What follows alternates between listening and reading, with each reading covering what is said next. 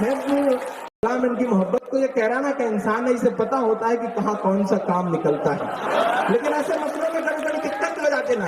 भारत माँ की आँख के तारे कहाँ गए, आरएसएस के राज दुलारे कहाँ गए, अच्छे दिनों की तरह उन्हें भी खोज रहा, कोई बताए अन्ना हजारे कहाँ गए।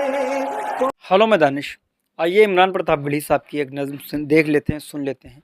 देश के प्रधानमंत्री मोदी जी को सीधे सीधे उन्होंने टारगेट किया है।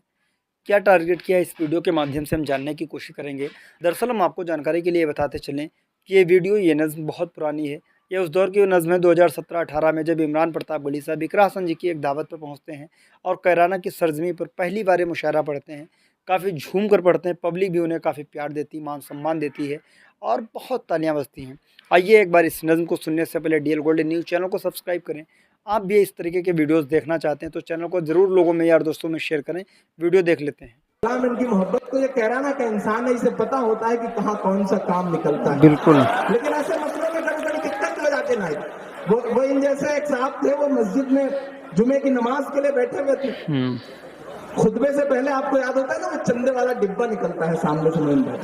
चंदे वाला डिब्बा सामने आया तो बंदे ने जेब से 10 रुपए की एक पुरानी सी नोट निकाली और बड़ी मोहब्बतों से निहार के वो नोट चंदे वाले डिब्बे में डाल दी। एकाएक पीछे वाले लाइन में बैठे हुए इंसान ने उनका कंधा थपथपाया और 2000 का नोट उनकी तरफ बढ़ाया। उन्होंने बड़ी अकीदत से उस इंसान को देखा और बड़ी मोहब्बत से कि भाई बड़ा दिल वाला आदमी है, 2000 रुपए चंदे में दे रहा है। बड़ी मोहब्बत से, शफकत से देख करके वो 2000 की नोट भी चंदे के डिब्बे में डाल दी। जब नोट डाल दी तब पीछे वाले इंसान ने कहा कि भाई साहब देख के जेब से नोट निकाला करिए, ये आपकी जेब से गिर गया था। क्या बात है। दिक्कतें कभी हो जाती, लेने के देने पड़ जाती, लेकिन सलाम इस शहर की मोहब्बतों को मैं पढ़ता हूँ और दुआएं मांगता हूँ आपसे कि साहब रोशनदान की बातें करते हैं, एक कश्मीर संभाले नहीं संभलता है, और बलूचिस्तान की बातें करते हैं कि भारत माँ की आँख के तारे कहाँ गए, वाह, आरएसएस के राज दुलारे कहाँ गए, अच्छे दिनों की तरह उन्हें भी खोज रहा, कोई बताए अन्ना हजारे कहाँ गए, बहुत बढ़िया, कोई बताए अन्ना हजारे कहाँ गए। अच्छा, इन्हें भी माला पहनानी।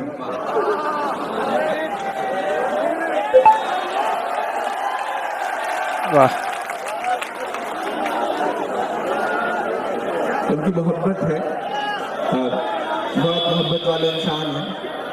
और मेरी खुशनसीबी है कि मुझे छोटे छोटे बच्चों से लेकर बड़े बुजुर्गों तक की दुआएं हासिल होती रहती हैं। शायद उन्हीं दुआओं से मिलकर के मैं इमरान बनता हूँ।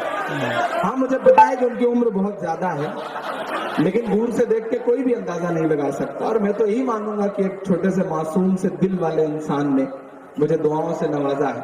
और जब इस तरह से कभी दुआएं मिलती हैं तो यकीन करें नाहिद भाई कि आपकी हुकूमत ने सूबे के सबसे बड़े अवार्ड यश भारती से नवाजा था 2016 में।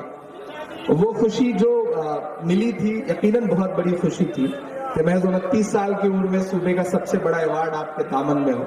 लेकिन मैं ये मानता हूं कि वो अवार्ड न तो मेरी शायरी से आया है, न मेरे लिए बजने वाली तालियों से आया है, न मेरी शोहरतों से आया है। वो अवार्ड सिर्फ ऐसी ही कुछ मासूम दुआओं की वजह से मेरे दामन में आया है।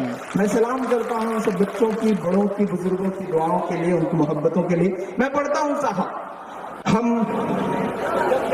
नजीब का मातम करते रहते हैं, हमें तोहफे में मिनहाज अंसारी दिया जाता है।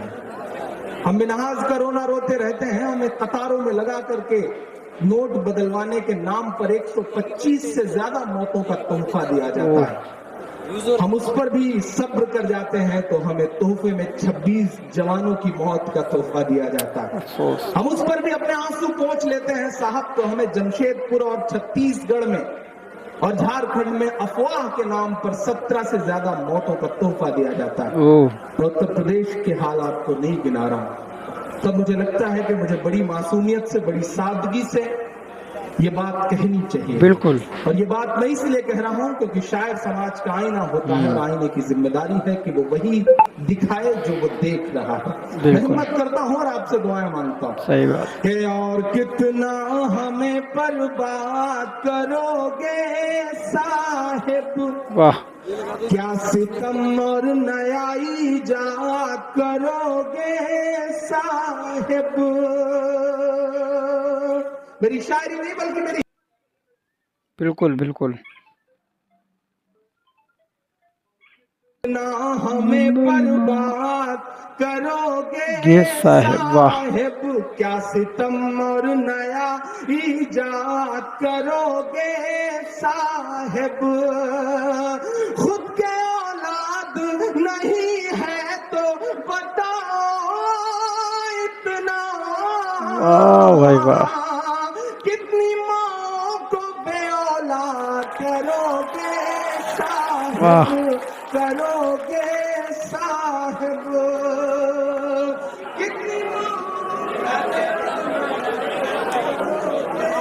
साहिब, करोगे साहिब।